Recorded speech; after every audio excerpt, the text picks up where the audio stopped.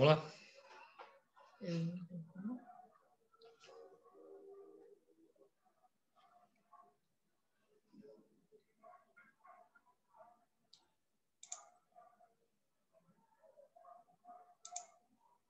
Ele não precisa falar, não?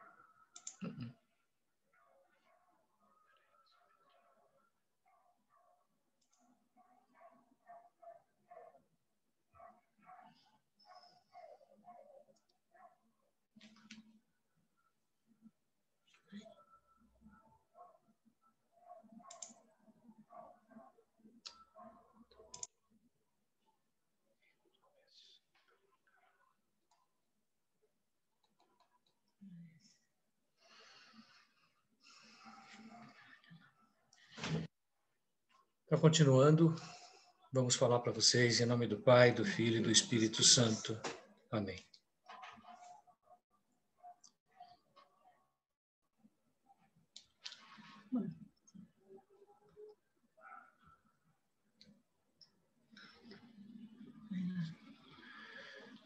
Evangelho de Lucas, capítulo 10.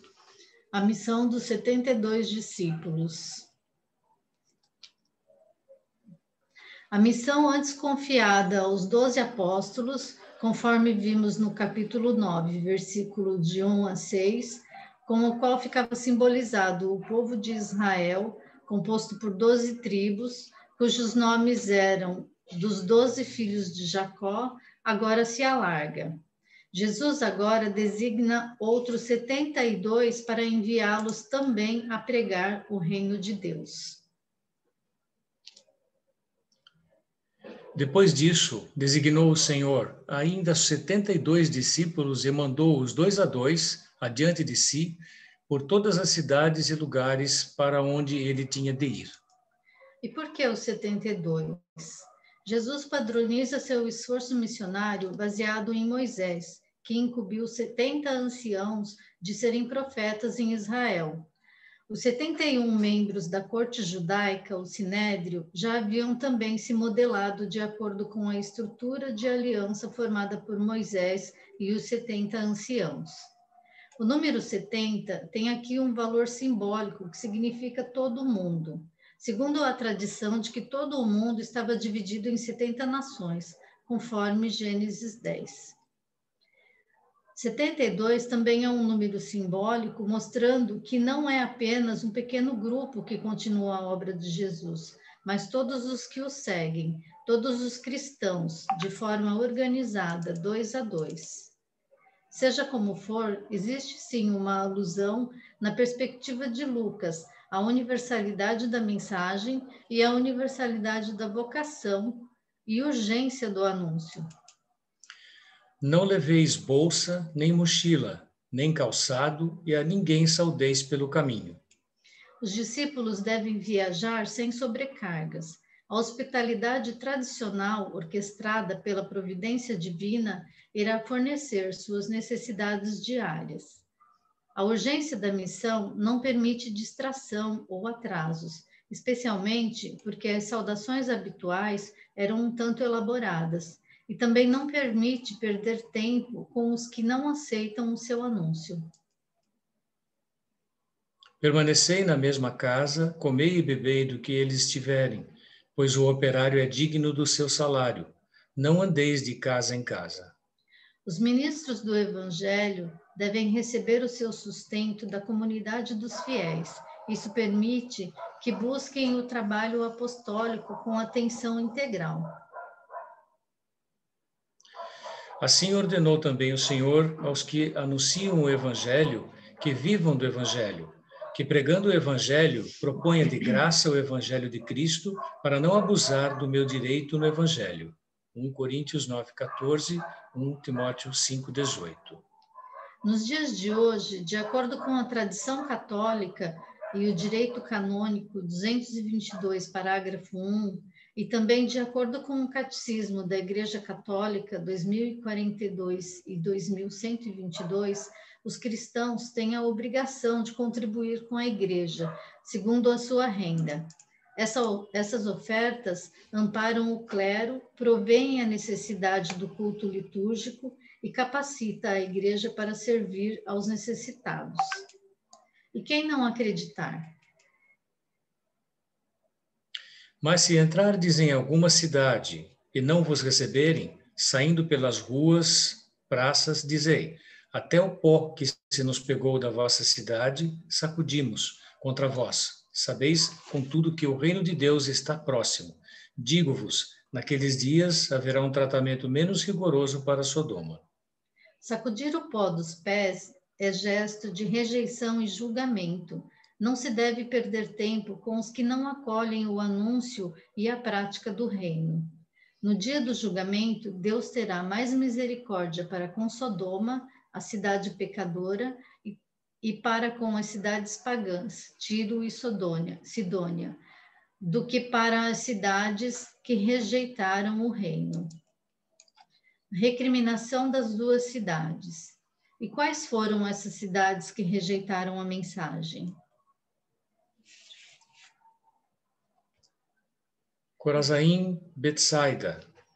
Duas cidades da Galileia que recusaram a mensagem de Jesus. Tiro, Sidônia. Diferente do povo da Galileia, essas cidades não tiveram a oportunidade direta de ouvir e acreditar em Jesus. Cafarnaum. A residência de Jesus na Galileia.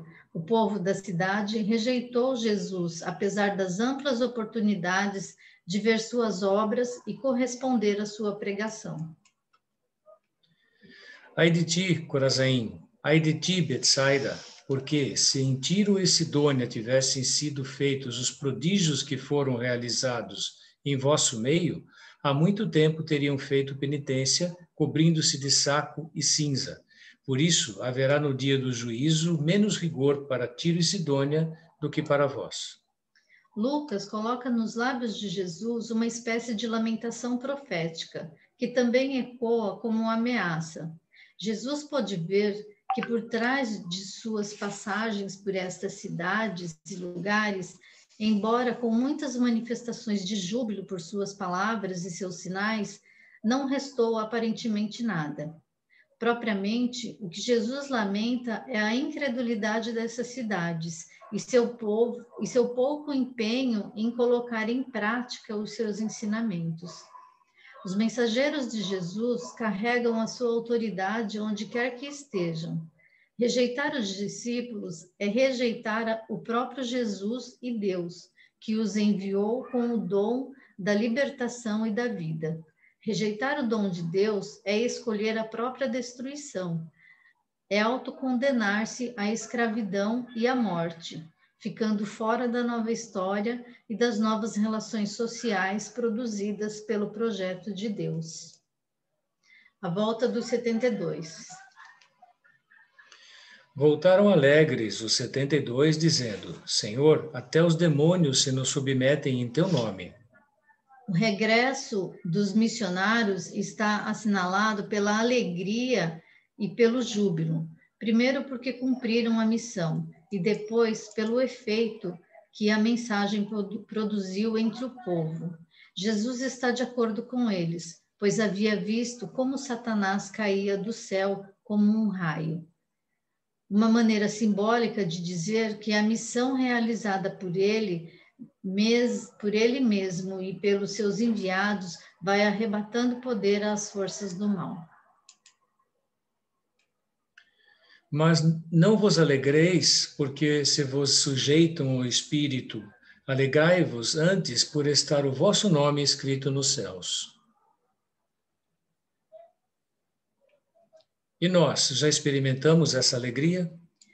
Contudo, a alegria maior do discípulo não deve ser a de ter recebido o poder de expulsar demônios.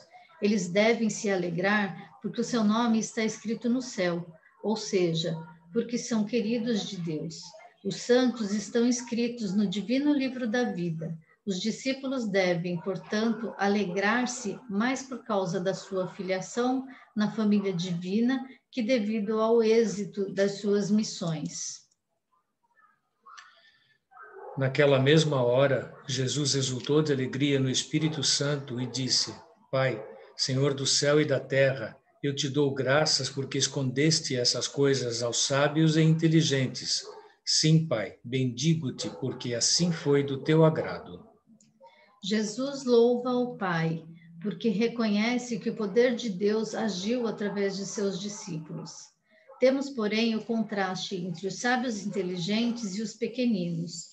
Os sábios são os líderes do povo, os sacerdotes e doutores da lei, que governam o corpo e a consciência do povo, pretensamente servindo a Deus, mas na realidade adorando a Satanás e servindo aos projetos dele. Eles leem as Escrituras, mas Deus esconde deles o seu mistério e projeto. Deus revela seu segredo apenas aos pequeninos, que não têm a pretensão de impor condições a Deus, nem exigir segundo os interesses pessoais ou grupais. Só os humildes e simples estão capacitados para captar e entender a excepcionalidade do tempo messiânico e de aceitar que em Jesus Deus está se fazendo presente e se aproximando de cada um. Isso enche de alegria Jesus e por isso demonstra a sua alegria por intermédio dessas palavras de louvor ao Pai. Todas as coisas me foram entregues por meu Pai. Ninguém conhece quem é o Filho senão o Pai, nem quem é o Pai senão o Filho, e aquele a quem o Filho o quiser revelar. Jesus é o Filho divino de Deus e, portanto, o herdeiro da autoridade e da posição do Pai. O Pai, o Filho e o Espírito são iguais no ser, e nenhum deles possui mais da divina e no conhecimento que os outros, já que o Filho não é menos perfeito que o Pai. Ele é exclusivamente qualificado a revelar a vida interior da Trindade no mundo. O bom samaritano. Amarás o Senhor teu Deus de todo o teu coração, de toda a tua alma, de todas as tuas forças e de todo o teu pensamento. Deuteronômio 6:5. E teu próximo como a ti mesmo. Levítico 19:18. Jesus menciona os dois maiores mandamentos do Antigo Testamento. Jesus então contou: um homem descia de Jerusalém a Jericó e caiu nas mãos de ladrões, que o despojaram e, depois de o terem maltratado com muitos ferimentos, retiraram-se, deixando-o meio morto. Uma viagem de 27 quilômetros a leste, com quase 1.000 metros de descida. Seus terrenos irregulares faziam do caminho uma zona visada de bandidos e ladrões. Para o judaísmo tradicional, o próximo era o irmão do povo, o outro da origem israelita.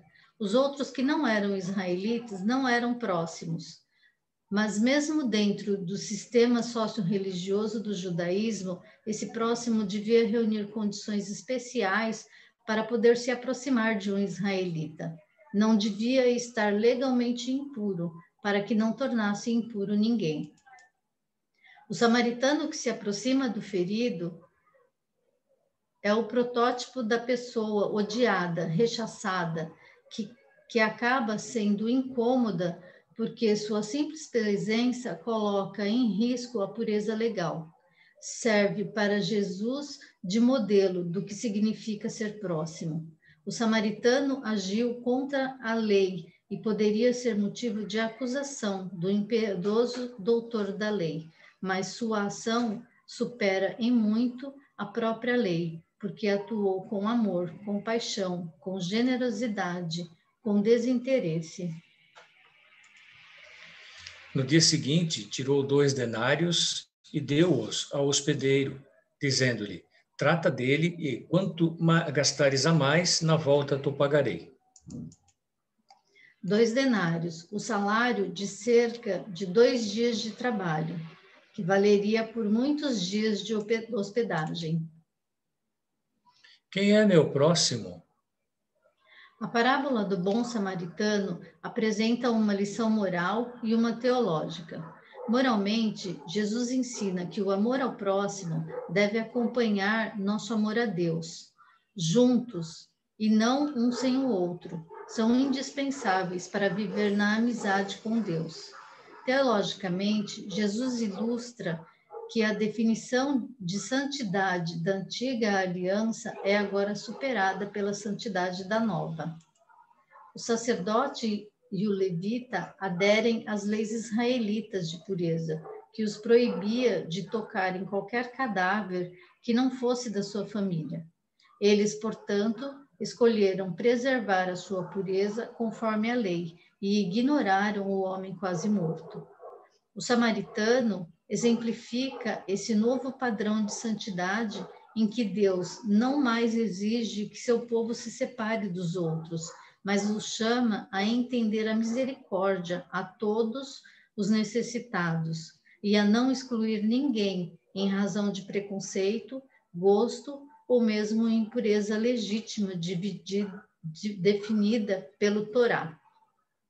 O texto sagrado do judaísmo, a Torá, é composta pelos primeiros 5 livros da Bíblia hebraica, chamada pelos cristãos de Antigo Testamento, que são Gênesis, Êxodo, Levíticos, Números e Deuteronômios.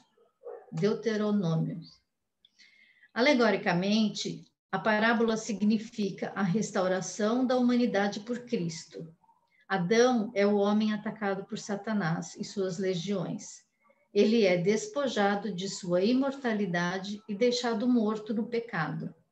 O sacerdote e o levita representam a antiga aliança e a inaptidão de restaurar a nova vida ao homem. Jesus Cristo vem como o bom samaritano para resgatar o homem da morte e levá-lo à hospedaria da igreja para ser curado e revigorado por meio dos sacramentos. Marta e Maria.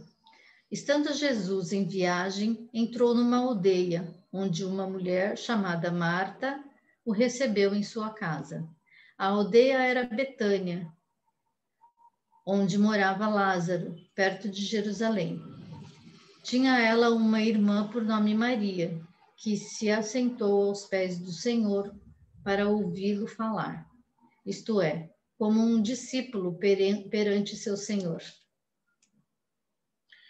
Marta, toda preocupada na lida da casa, veio a Jesus e disse: Senhor, não te importas que minha irmã me deixe só a servir? Dize-lhe que me ajude.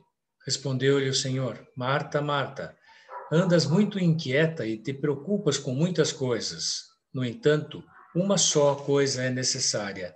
Maria escolheu a boa parte que lhe não será tirada. Um bom exemplo para discernir o que é mais importante, se o que está estabelecido pela lei e pelas práticas culturais ou a acolhida da novidade do reino.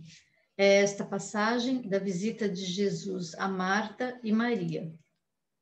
Marta realiza o normal, o que mandam as normas da acolhida e da hospitalidade. Ela é símbolo dessa porção de povo que acredita que, cumprindo a lei, já está tudo preparado e, portanto, o critério de julgamento para determinar o comportamento dos outros é se cumprem ou não.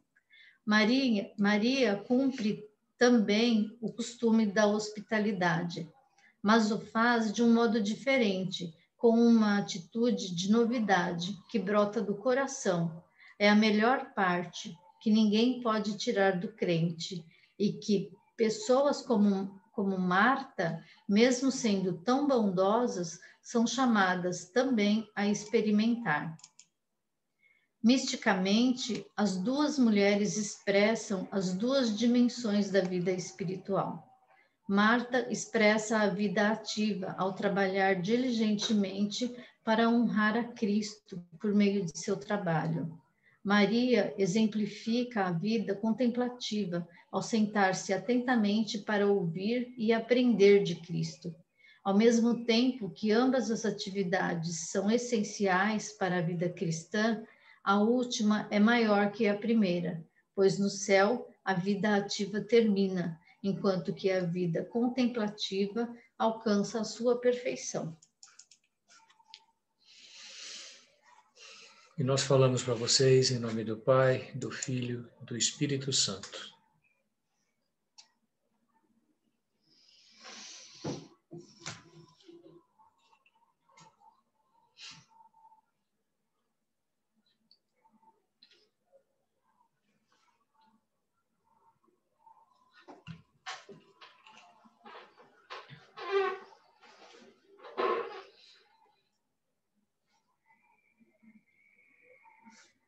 Nós não estamos ouvindo, Dalton. Dalton, você está falando, não estamos ouvindo. Aí, agora. Perdoem.